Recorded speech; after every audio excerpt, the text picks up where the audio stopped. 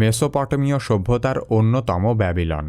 সেই ব্যাবিলনেই ছিল প্রাচীন বিশ্বের সপ্তাশ্চর্যের একটি, ব্যাবিলনের শূন্য উদ্যান। ছোটবেলা থেকে এই বাগানের নাম শোনেনি এমন লোক খুব কমই আছে। সম্রাট নেবুচাদনেজার তার সম্রাজ্ঞীকে খুশি করতে ব্যাবিলনের ঝুলন্ত উদ্যান তৈরি করেছিলেন। অতীতের বিখ্যাত এই ব্যাবিলন আধুনিক যুগের ইরাকের মধ্যে রয়েছে। কি কেন কিভাবে এই পর্বে জানব প্রাচীন সপ্তাশ্চর্যের অন্যতম ব্যাবিলনের শূন্য উদ্যান বা ব্যাবিলনের ঝুলন্ত উদ্যান সম্পর্কে।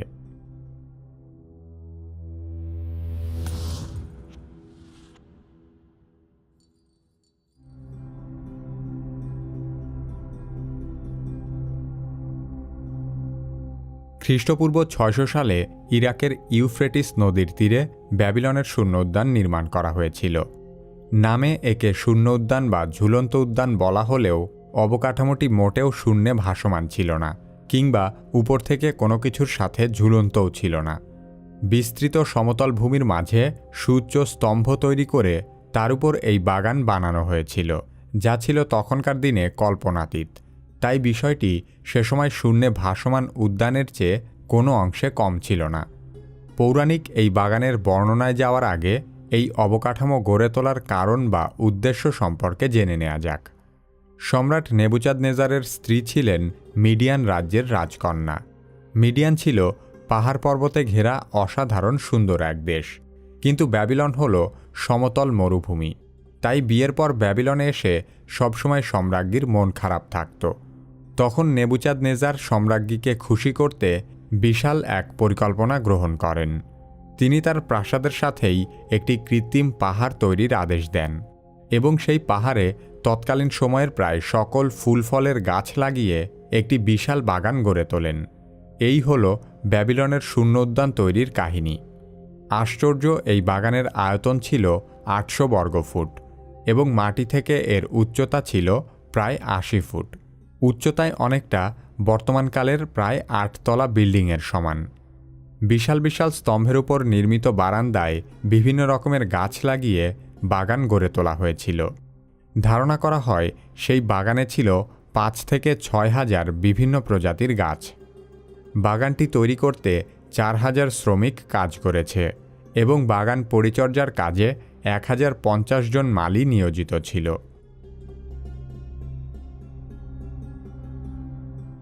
ব্যাবিলনের শূন্য উদ্যানে সবচেয়ে বড় চ্যালেঞ্জ ছিল বাগানকে সতেজ রাখা।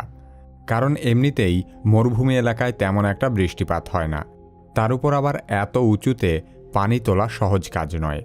তবে স্থাপনাটি ইউফ্রেটিস নদীর তীরে বানানো হয়েছিল বলে পানির উৎস নিয়ে চিন্তা ছিল না। তৎকালীন সময়ের এক সেরা প্রযুক্তি ব্যবহার করে বাগানে পানির সমস্যা সমাধান করা হয়। ৮০ ফুট উচ্চতায় পানি তুলতে পেঁচানো এক ধরনের নলের ব্যবহার করা হয়েছিল বলে ধারণা রয়েছে। মেসোপটেমীয় সভ্যতাগুলোর মধ্যে ব্যাবিলন ছিল অন্যতম সেরা। সেজন্যই এই মহাপরিকল্পনা তৈরি করা সম্ভব হয়েছিল বলে গবেষকদের ধারণা। খ্রিস্টপূর্ব ৫১৪ সালে ব্যাবিলনের পার্শ্ববর্তী পারস্য রাজ্যের সাথে এক ভয়াবহ রক্তক্ষয়ী যুদ্ধে নেবুচাদনেজারের সাজানো বাগান সম্পূর্ণ ধ্বংস হয়ে যায়। ১৯৮৩ সাল থেকে ইরাক সরকার ব্যাবিলনকে বিশ্ব ঐতিহ্যের তালিকায় অন্তর্ভুক্ত করানোর চেষ্টা করে আসছিল। ৩ দশকেরও বেশি সময় পরে তাদের সেই প্রস্তাব গ্রহণ করা হয়, কিন্তু অনেকেই ব্যাবিলনকে বিশ্ব ঐতিহ্যের স্বীকৃতি দেওয়াতে আপত্তি জানিয়েছে। কারণ ব্যাবিলনের এই শূন্য উদ্যান বলতে না কোনো কিছু অবশিষ্ট আছে, আর না কেউ কখনো এই বাগান দেখেছে।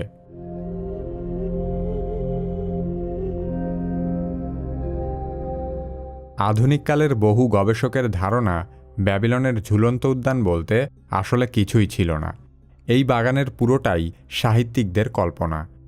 ব্যাবিলনের বাগান সম্পর্কে প্রথম বর্ণনা পাওয়া যায় খ্রিস্টপূর্ব ৪০০ সালের দিকে।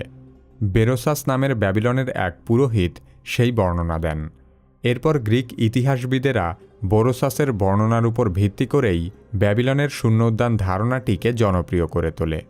প্রশ্ন হল, বাগান ধ্বংসের ১১৪ বছর পরে বেরোসাস এই বাগানের তথ্য কোথায় পেল? এবং বাগানের যদি সত্যিই কোনো অস্তিত্ব থাকত, তাহলে বাগানটি যখন বানানো হয়েছিল বা বাগানটি টিকে থাকাকালীন সময়ের লেখকদের বর্ণনায় বাগানের কোনো তথ্য কেন পাওয়া যায় না? বিষয়টি খুবই বিস্ময়কর, কারণ এত বড় স্থাপনা নির্মিত হলো, কিন্তু কোনো ঐতিহাসিক লেখক, কবি বা সাহিত্যিকের লেখায় বিষয়টি একবারের জন্যও উঠে আসলো না। আরেক দল গবেষক মনে করেন ব্যাবিলনের শূন্য উদ্যান আসলে ব্যাবিলনে ছিল না। ইরাকের আরেক প্রাচীন সাম্রাজ্য অ্যাসিরিয়ান নগরের নিনেভেতে বাগানটি তৈরি করা হয়েছিল। অ্যাসিরিয়ান রাজা সিনক্রেব খ্রিস্টপূর্ব 681 সালে টাইগ্রিস নদীর তীরে সেটি নির্মাণ করেছিলেন। এসব দাবির পক্ষেও শক্ত কোনো যুক্তি প্রমাণ নেই। মূল কথা হলো, ব্যাবিলনের শূন্য উদ্যান নিয়ে যত বর্ণনাই এসেছে তার সবই আসলে কাল্পনিক, কারণ বর্ণনাকারী কেউই নিজে চোখে এই বাগান কখনো দেখেনি। ব্যাবিলনের শূন্য উদ্যানের অবস্থান বা গঠন নিয়ে বহু বিতর্ক থাকলেও অনেক গবেষক মনে করেন প্রাচীন ইরাকের কোনো এক জায়গায় তৎকালীন সময়ের চেয়ে আধুনিক একটি ছাদ বাগান ছিল।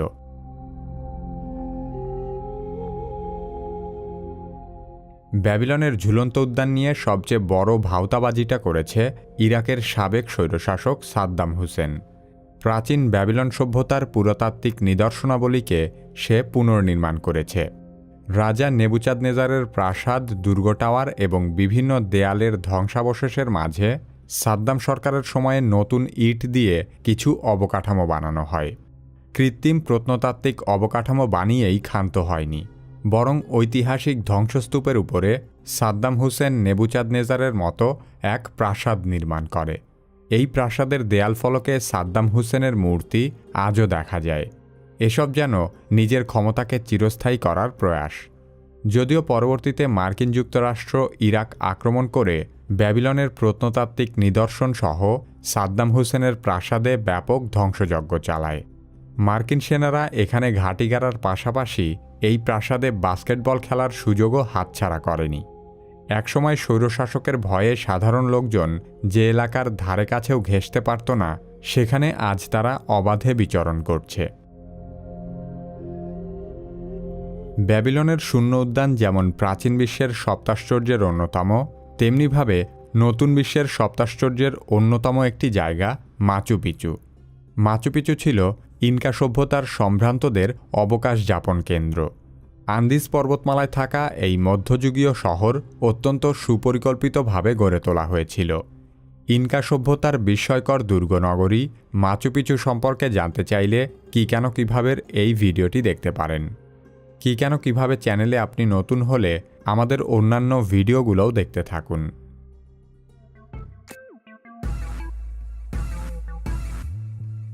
কি কেন কিভাবের সহযোগী চ্যানেল কালো পিঁপড়ায় প্রতি শনিবার রাত 8টায় নিয়মিত ভিডিও প্রকাশিত হচ্ছে।